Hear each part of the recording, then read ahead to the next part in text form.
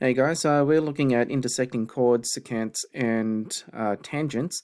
And I've just put in a quick chart here of a number of, I guess you could say, extra theorems and formulas. Two chords here intersecting each other. The point of intersection kind of separates each of the chords into two parts, A and B, and then C and D. And the quick relationship is when you multiply A and B together, it also equals what C and D equals when you multiply them two together. Just going down to the bottom here, A, so now we don't have chords, we have two secants. So secant is basically a chord that's extended, and when both of them intersect at each other at a meeting point here, then this value of A, which is the total length, times the extended part, which is B, that will also equal the entire length of that secant multiplied by the extension part D, to the point that they both intersect each other. Third part here, I guess, relates to this second theorem, is that, well, no longer is the two secants intersecting each other, but we have one tangent and we have one secant that's intersecting. So it's the same principle.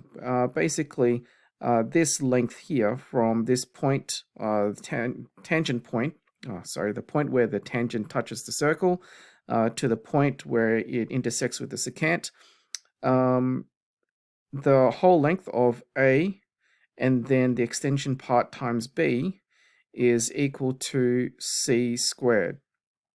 Okay, so that's, let's put that in writing. I just realized I haven't put it in. So A times B is equal to C squared.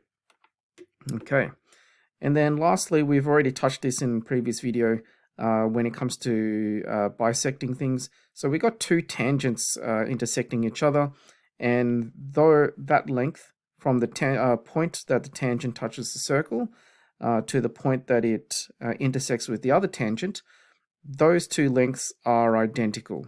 Okay. Similarly, we have a chord here that is bisected by a line that goes through the center of the circle. That is going to be intersecting at right angles. It's perpendicular and bisecting the chord in half. Okay, and then lastly, when we look at these two tangents meeting each other, if you draw an extra line from the center of the circle to the tangent point, they meet at right angles.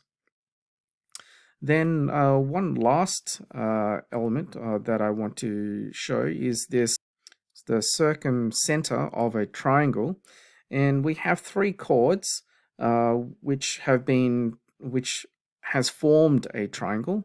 And the unique thing is when you bisect each of these sides at right angles, so if we cut this side or this chord into half at right angles, and if we cut this side into half at right angles, and if we cut this side in half at right angles, all three bisections will intersect at each other at the center of the circle.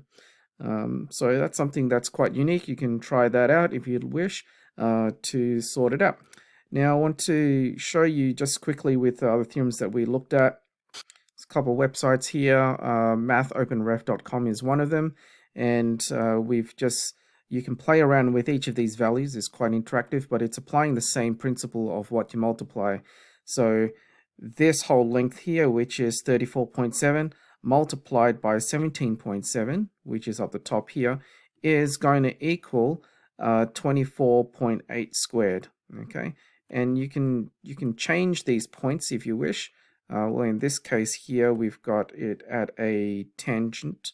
You can see that C and D meet each other, and therefore when we remove the tangent and we have two secants intersecting each other, we can see that again that 34 times 18.1 is equal to the 33.8 times 18.2.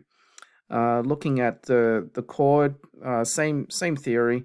You can readjust these points to look how that 13 times 9 is the same as 11.7 times 10. Or if you move it around, we can change it to 12.4 times 7.9 is going to equal the same as 7.3 times 13.4. Okay. And then we've got Interactivehyphenmaths.com, another great website for you to look at. Same thing, interactive. You can move around the points and get a few extra hints for different intersection theorems. So this one here, when we've got two tangents intersecting each other, you can see that these two lengths from the point that the tangent touches the circle to the point that the other tangent intersects, that those two sides are exactly the same in value, and it doesn't matter how close or far away it is, it will be exactly the same. Okay, so I want to move on to a few examples where we apply these theorems to solve for unknown lengths. Okay, first one we can see here at the bottom left, we've got two tangents moving towards each other. They must be the same, so x is equal to 5. Okay, so the more familiar you are with these theorems, the quicker you can resolve these. X, we've got this line from the center of the circle that is bisecting this chord at right angles, so therefore x should be 3.3. Looking at the top left, we have that side and that side. We know that 6 times 4 should equal m times 8. And so if 8m is equal to 24, m should equal 3. Okay. Then if we look at this one at the bottom right, we have the same theory of 12 times x is going to equal to 4 squared. So if 12x is equal to 16, then x is going to equal 16 divided by 12, which becomes, let's say, 4 over 3 as a fraction. And then lastly, we've got on the top right, we've got the total length here. So we've got two secants that are intersecting with each other.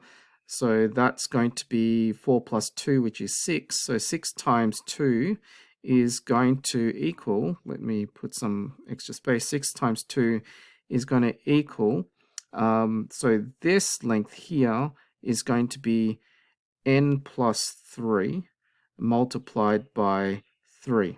Okay, so we can expand these brackets to 3n plus 9 is equal to 12. We'll move 9 across to the other side, so 3n is equal to 3. Therefore, n should equal 1. So the moment that you are familiar with these theorems, and it's just a matter of picking the right formula and practicing your algebraic or linear equations knowledge to each of them to find out the unknown. If you have any questions, let me know. Otherwise, I'll see you in the next one.